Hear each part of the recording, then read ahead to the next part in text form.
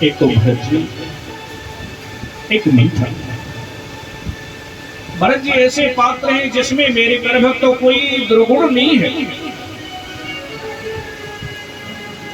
और ये मंत्रा ऐसी पात्र है जिसमें कोई गुण ही नहीं है जी। लोक का प्रतीक है मंत्रा। मां सरस्वती ने मंत्रा की बुद्धि पर आकर मंत्रा की बुद्धि को फेर दिया है। बाद बज रहे हैं, शहनाई बज रही है। अब मंत्रा जैसे बाहर निकली है, देखा है चकाचक, क्योंकि जैसे चोर को चांदनी अच्छी नहीं लगती है, इसके कानों में मेरे गर्भ तो वो आवाज लग रही है।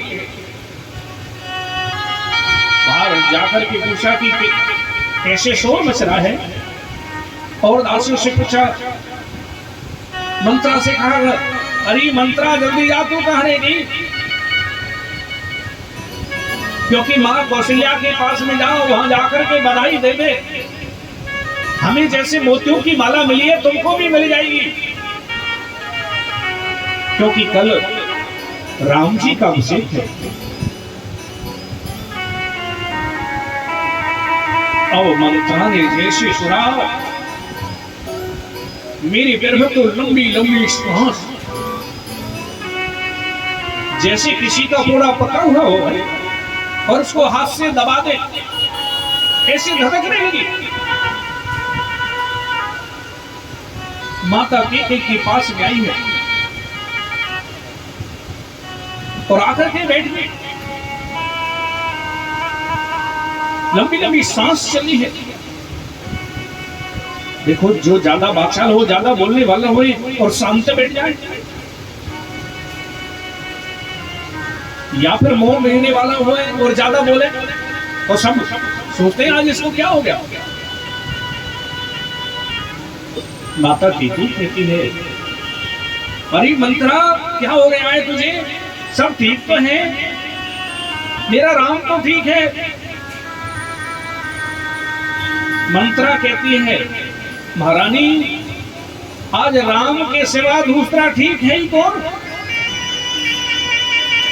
अरे तू ये क्या कह रही है? महारानी, मैं अभी सुनकर के आई हूं कि राम के अभिषेक की तैयारी चल रही है।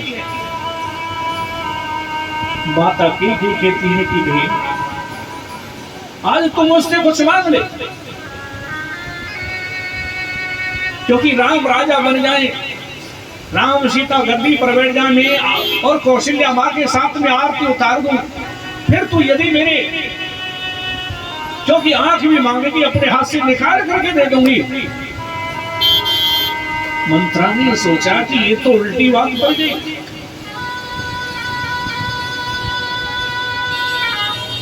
मंत्रा कहती है, अरे महारानी, बात इसकी बात की नहीं है, क्योंकि खुशी तो मुझे भी है, परंतु तुम्हें मालूम है एक पखवाड़े से तैयारी चल रही है, 15 दिन से तैयारी चल रही है।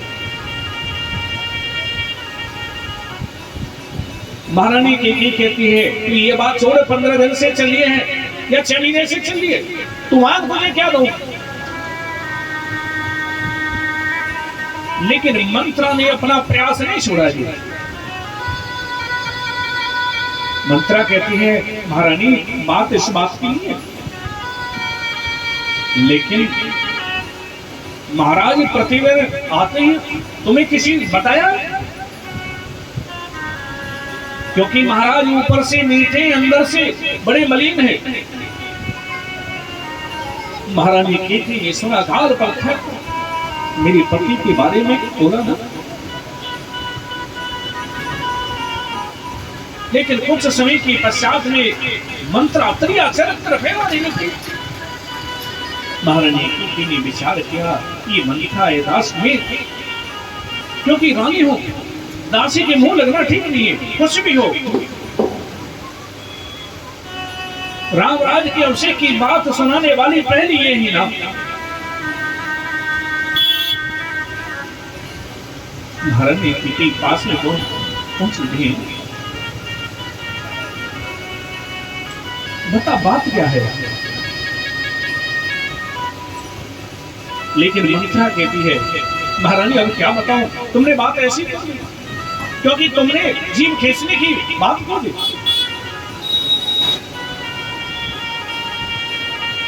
लेकिन कौन रिपो हमें का रानी, कोई राजा बने हमें क्या मतलब है? हम तो रहेंगे दासी के दासी, लेकिन महारानी हम तो आपकी भलाई के लिए कह रही ना, क्योंकि राम राजा हुए इस बात की मुझे भी खुशी है, लेकिन मैं अभी सुनकर के आई हूं क्योंकि वहां वार्तालाप चल रही थी। माता कौशल्या कह रही थी यदि भरत और कैकेयी हमारी दासी बनकर रहेंगे, सेवा में रहेंगे तो ठीक है, नहीं तो जेल में डाल देंगे। परंतु माता कैकेयी को विश्वास नहीं हुआ, राम जननी ऐसा नहीं कर सकती है। जिसकी गोद से राम ने जन्म लिया हो उस मां के विचार ऐसे नहीं हो सकते हैं। माता कैकेयी कहती कि मैं किसी की दासी नहीं हूं, मैं अपने बेटे को लेकर के अपने माई को चली जाऊंगी। बहन मैं सही कहती हूँ, मेरे जीवन में किसी का बुरा नहीं सोचा। विधाता जानता है मेरे जीवन में किसी का बुरा नहीं सोचा है। मंत्रा कहती है महारानी उसी के साथ तो ये होता है। लेकिन माता कैकेयी कहती है कि देखो मेरा राम ऐसा नहीं है, कौशल्या मां भी ऐसी नहीं है। परंतु मंत्रा कहती है महारानी तुम नहीं जानते हो,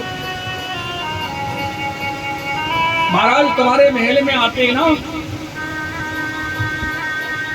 क्योंकि कौशल्या और सुमित्रा को बड़ा बुरा लगता है, बड़ी दुखी होगी। महाराज को पहला सुना करके और राम के लिए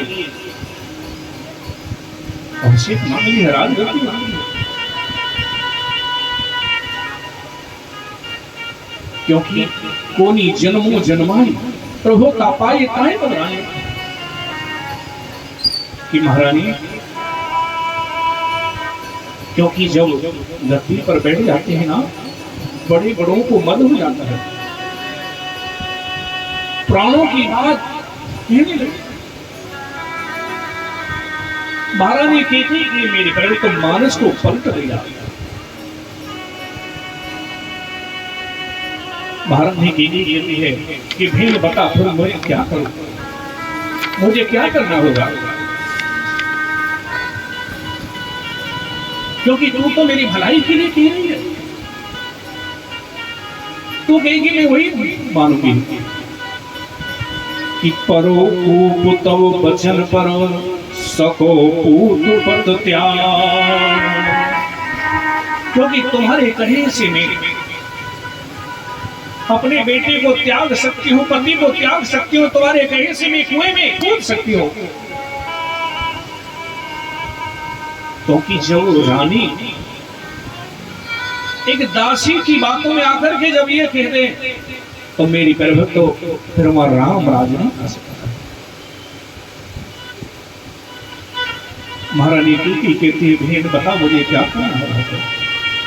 कि महारानी महाराज दशरथ के पास में जो तुम्हारे वरदान है पांव ने उनको मांग लो, क्योंकि पुराने वस्त्र पहन करके आभूषण उतार करके बाल बिखेर करके कुंभ में चले जाओ और अंधेरा करके बैठ जाओ।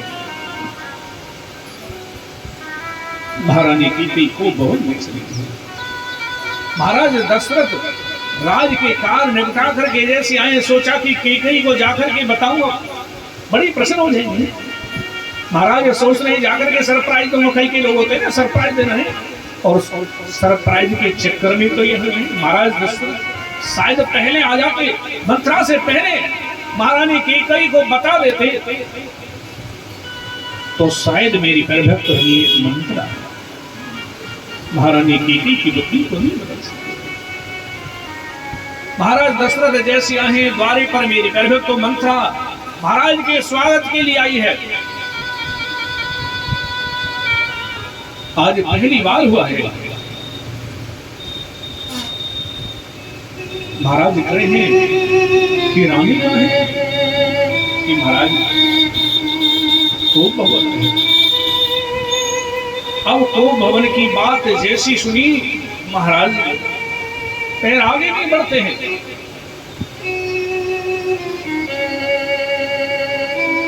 क्योंकि एक आदमी के रूठने से मेरी परभक्त एक आदमी के रूठने से यदि राजा अपना वचन बदल तो राम राज नहीं आ सकता।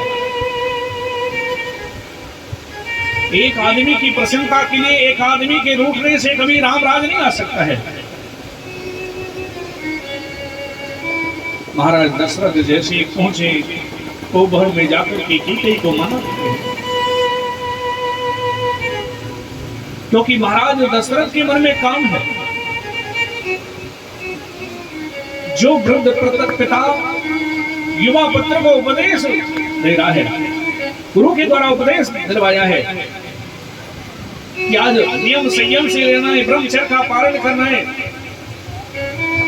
और भोजन नहीं करना है, भूमि पर सेवन करना है, फलाहार लेना है। आज वो वृद्ध पिता पत्नी से कहता है गजगामिनी,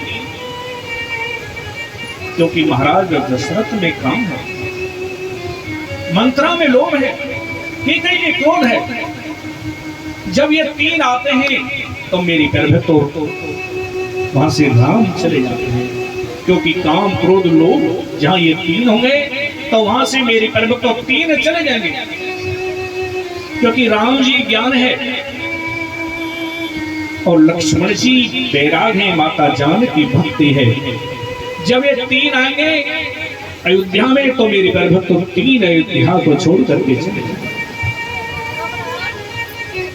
महाराज दशरथ जैसे हाथ को दूर नहीं देती है कि जैसे सर्पणी डसने के लिए करती है। महाराज दशरथ कहते हैं देवी कि बताओ क्या हुआ, अकिंचन को राजा बना दो कि तुम कहीं तो जिसने तुम्हारा अपराध किया हो उसको देश निकाला दे दो, फांसी पर लटका दो।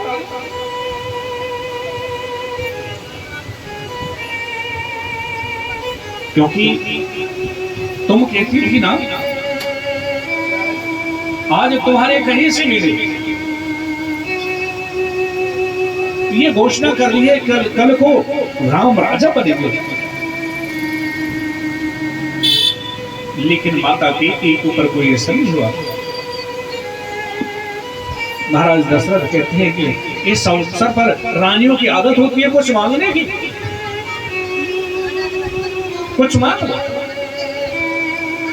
लेकिन महारानी एक कहती है महाराज मांग वांग करते, लेकिन कभी कुछ दिया भी है? अरे मेरे दो वरदान और पहले से कोई नहीं। महाराज दशरथ कहते हैं देवी क्योंकि दो की चले कि तुम चार मांगो कि रघुकुल तो सदा चले आई, रघुकुल सदा चले आई, प्राण जाओ पर बचन न जाए, प्राण जाए पर